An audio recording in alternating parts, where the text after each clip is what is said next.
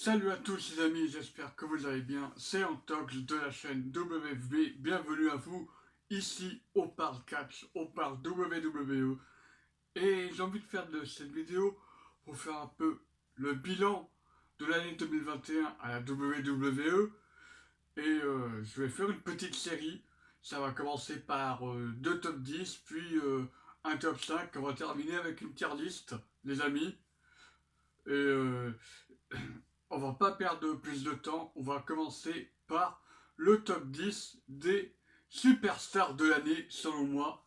Ensuite, on fera le top 10 des meilleurs matchs et après le top 5 des rivalités parce que j'en ai retenu que 5 qui étaient pertinentes, qui avaient une bonne storyline et ensuite tier list des pay-per-view, des meilleurs shows de l'année, clairement. Voilà. Du coup, sans perdre plus de temps, on va commencer avec le top 10 des superstars de l'année. C'est parti les amis.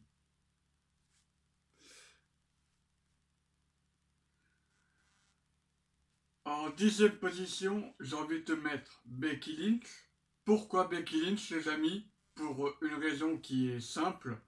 Becky Lynch a fait un retour incroyable sur une pop de la foule exceptionnelle.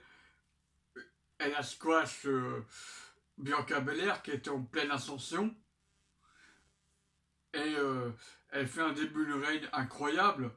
Ses matchs sont bons. Ses promos de heal sont bonnes. Franchement, c'est une très bonne méchante, Becky Lynch. Il n'y a pas de souci là-dessus.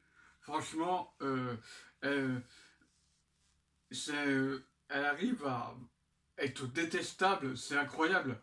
C'est c'est pas comme en 2018 où ça a complètement échoué, où à la base Becky Lynch était censée être une heal, et en finale ils ont tout gâché, du coup c'était une babyface, euh, tellement elle était over Becky Lynch.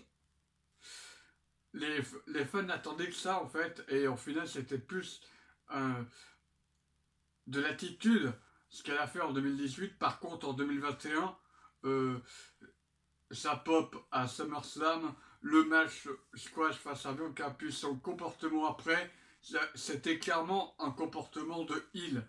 Il y a rien à dire là-dessus.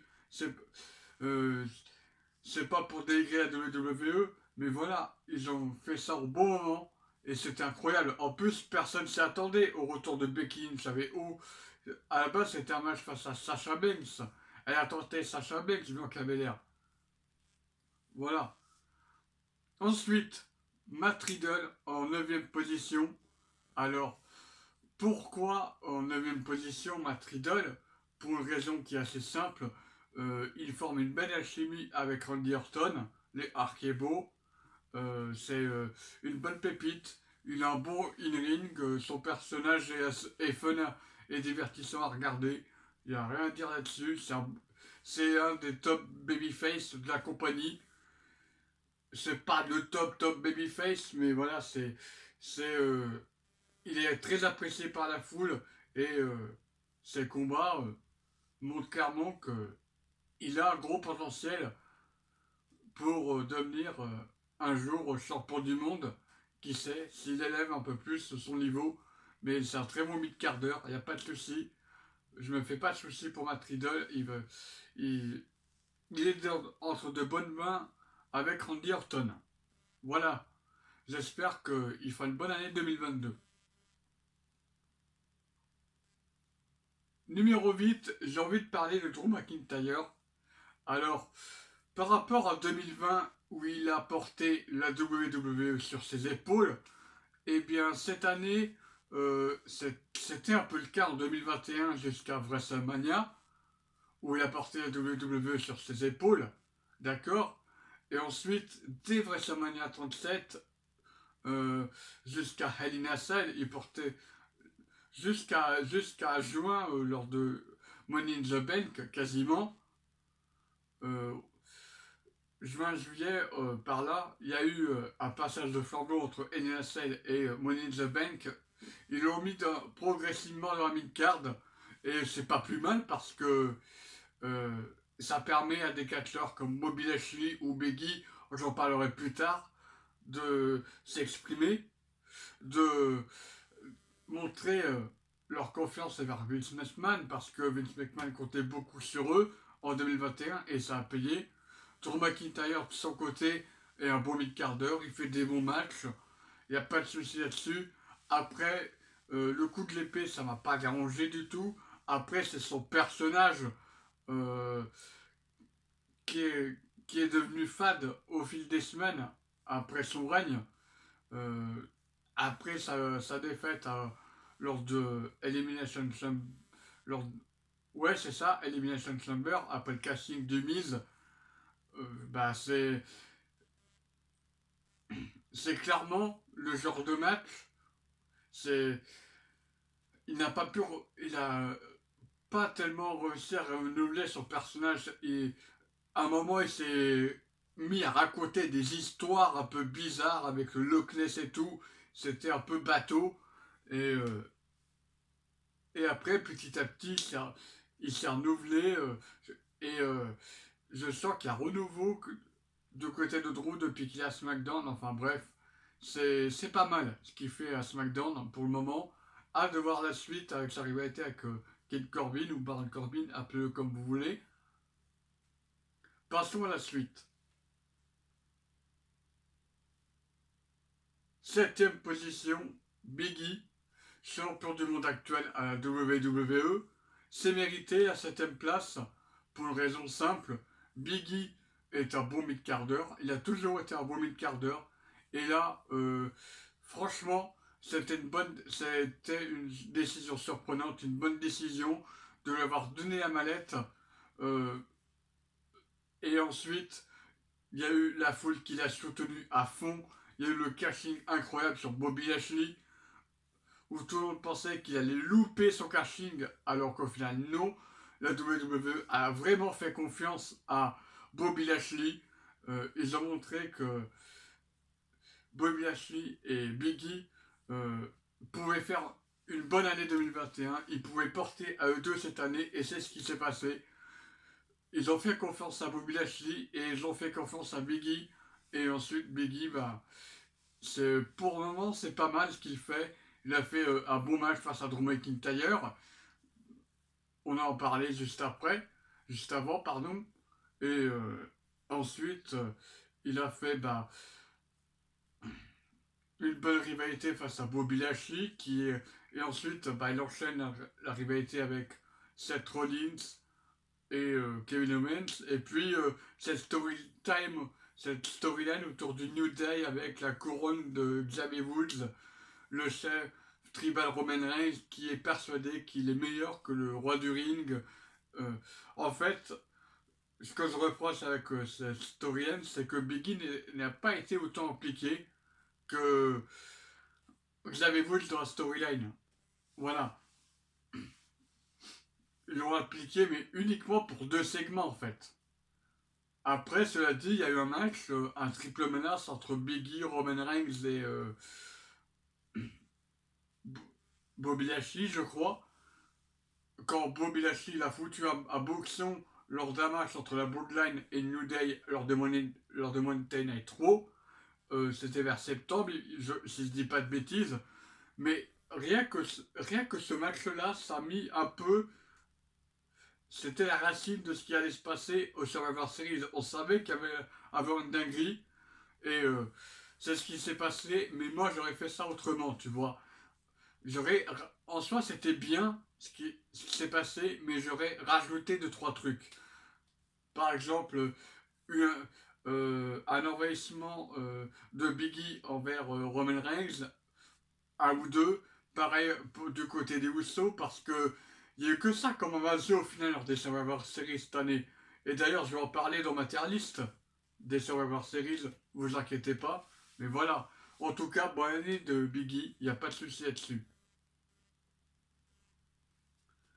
Sixième, Charlotte Flair prend la sixième place du classement euh, pour une raison simple. Elle est l'actuelle championne de SmackDown, elle est championne de Raw. Par contre, ce qui me fait grâce, euh, en fait, c'est juste pour sa qualité sur le ring qui fait qu'elle a la sixième place. Après, je l'aurais mis un peu plus haut si elle mettait des catcheuses en avant comme Rhea Ripley.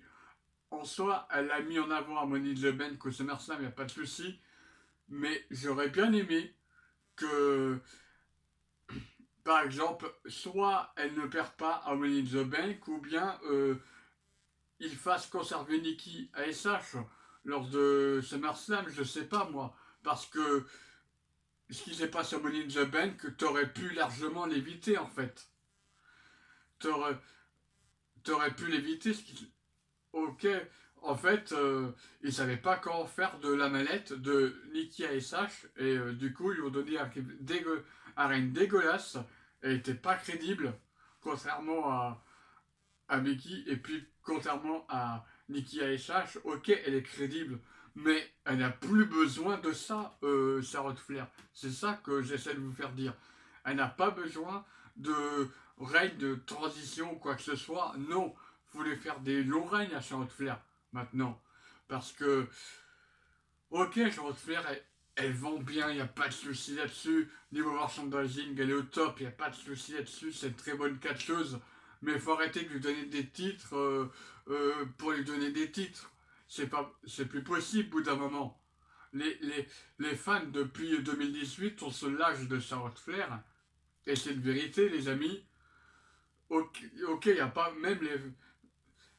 Je suis sûr que même les fans de Charlotte Flair eux-mêmes, ils se lâchent de ces courts règnes dégueulasses.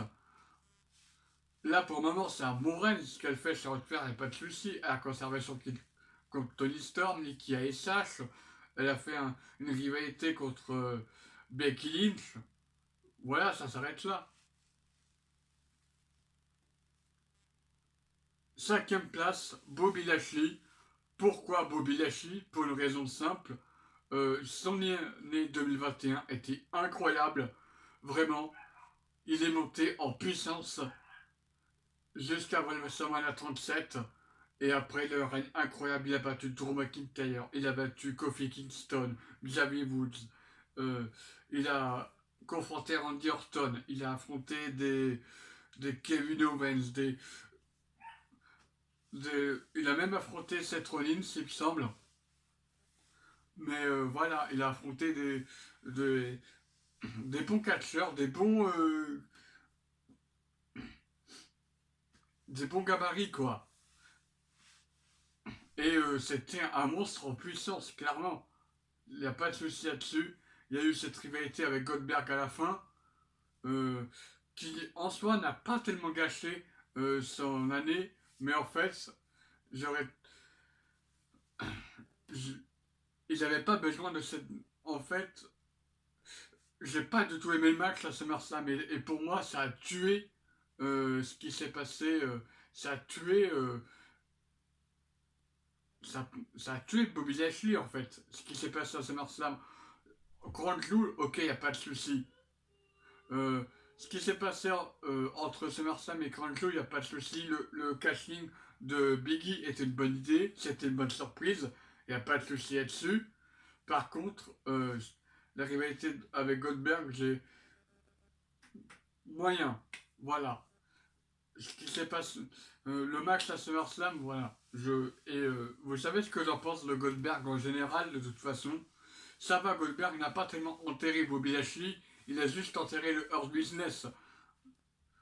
Parce que Benjamin et Alexander, lors du match à Crown Jewel, ils ont servi à rien, littéralement. Et voilà. Sinon, Goldberg, voilà, ils ont juste donné une victoire comme ça pour le fun. Je veux bien une victoire contre Bobby Lashley, mais une victoire contre le Fiend, non, c'était pas nécessaire, encore une fois. Voilà. Le Fiend, c'est un des plus gros gâchis. Bobby Lashley, ils l'ont enfin montré à sa juste valeur, c'était quelqu'un de puissant. Et puis, c'est depuis au moins 2005 qu'il mérite. Il aurait dû gagner lors de John Cena en 2007, lors de Great American Bash, il aurait dû largement gagner. Voilà. C'est c'est des décisions que je comprends pas des fois, en fait. Voilà les amis, c'est tout ce que j'ai à dire par rapport à Bobby Lashley. Numéro 4, les Usos. Je vais tricher, je vais mettre l'équipe. Alors les Usos, pour une raison simple, le fait qu'ils soient champions par équipe, le fait qu'ils soient intégrés intégralement dans la storyline autour de Roman Reigns.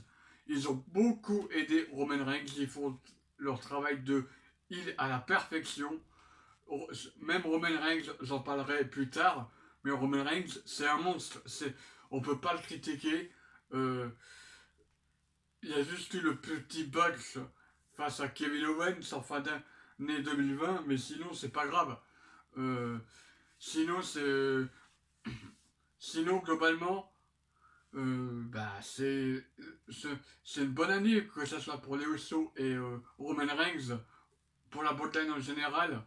Et puis ce moment marquant avec la trahison de Paul Heyman en toute fin d'année qui est incroyable.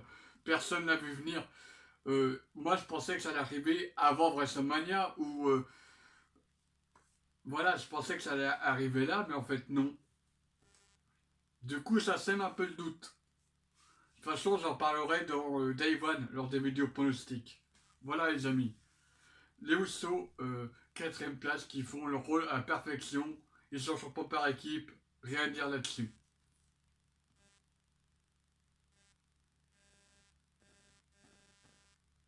Troisième place, j'ai envie de la donner à Edge. Pourquoi Edge? Il a fait un retour très incroyable en 2020. Il a fait la même chose en 2021. Ensuite, ben, il- la storyline autour du Royal Rumble était incroyable parce que et, la- il a remporté le Royal Rumble en 2010. Il a perdu son titre en 2011. Il a dû prendre une retraite. Et ensuite, le fait qu'il devait gagner le Royal Rumble pour, pourquoi pas, récupérer un titre qu'il n'a jamais perdu, c'est beau. La route de WrestleMania de Edge était incroyable. La rivalité avec Roman Reigns jusqu'au Money in the Bank était incroyable. Il y a eu aussi cette rivalité personnelle avec Seth Rollins qui remonte à 2014 quand Seth Rollins a porté un stomp sur Rollins. Il y a eu ce match incroyable à SummerSlam, un match incroyable au Madison Square Garden qui s'est et puis la rivalité s'est terminée en beauté à Crown Jewel lors d'un Hell in a Cell. C'était une rivalité personnelle. Il y avait eu ce segment avec Seth Rollins qui mange une pomme de la maison de Edge. C'était incroyable. Et Edge, il était incroyable en termes de scénario, en fait, dans les storylines, en termes de in-ring. Bref, pour moi, il mérite la troisième place, même s'il n'a remporté aucun titre cette année, il mérite la troisième place. Parce qu'il a mis en avant des jeunes catcheurs comme Roman Reigns, comme Seth Rollins, même s'il n'avait pas besoin d'être mis en avant par Edge, au moins il l'a fait. Voilà les amis. Et puis il est actuellement en rivalité avec le Miz. Et j'ai hâte de voir ce qui va se passer à Day One. Voilà, voilà. C'est tout ce que j'ai à dire. Numéro 2, et pas des moindres, j'ai envie de mettre Bianca Belair. Oui les amis, Bianca Belair mérite pour moi la deuxième position. C'est tout simplement la top babyface de l'année. Elle est souriante, elle est solaire, elle est incroyable sur le ring. Euh, elle a fait un match incroyable face à Sasha Banks. Elle a fait un Royal Rumble incroyable en 2021. Elle a eu son WrestleMania Moment. Et ok, elle s'est fait squash par Becky, mais globalement, elle était incroyable. Ses matchs étaient incroyables. Ses rivalités, ses matchs de titre étaient bons. Sa rivalité face à Doudrop, bof bof.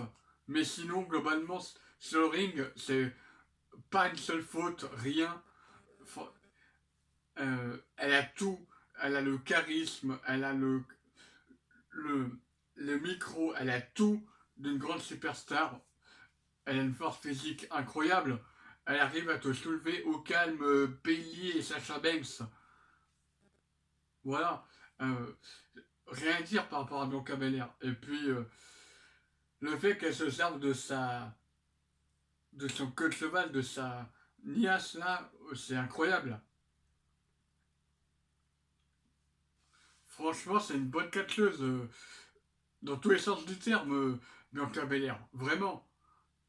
Et ensuite, le numéro un, vous savez très bien de qui je veux parler, du chef tribal Roman Reigns. Et oui, Roman Reigns a sans faute, il a un règne sans partage depuis l'an passé, il a de très bonnes storylines, euh, c'est le chef tribal, rien à dire. On doit le reconnaître en tant que chef tribal, il n'est pas numéro un pour rien. Ses promos, ses matchs, ses rivalités, la storyline autour du chef tribal, autour de la confiance envers Paul Heyman sont incroyables. Euh, la complicité avec les frères Ousso, j'en ai parlé précédemment, tout est parfait, tout est calculé à la perfection. Et puis ce match incroyable à WrestleMania 37 qui a montré Roman Reigns comme forte dominante, comme une force dominante à la WWE. Il est inarrêtable, même contre Brock Lesnar et contre Joel. C'était incroyable. Contre John, il a fait une masterclass contre John Cena, un dream match incroyable. J'en parlerai lors de la vidéo des meilleurs matchs, mais voilà, tout était à la perfection. Voilà les amis, c'était tout pour cette vidéo. Prenez soin de vous, c'était un talk, c'est ciao tout le monde. Merci d'avoir regardé cette vidéo.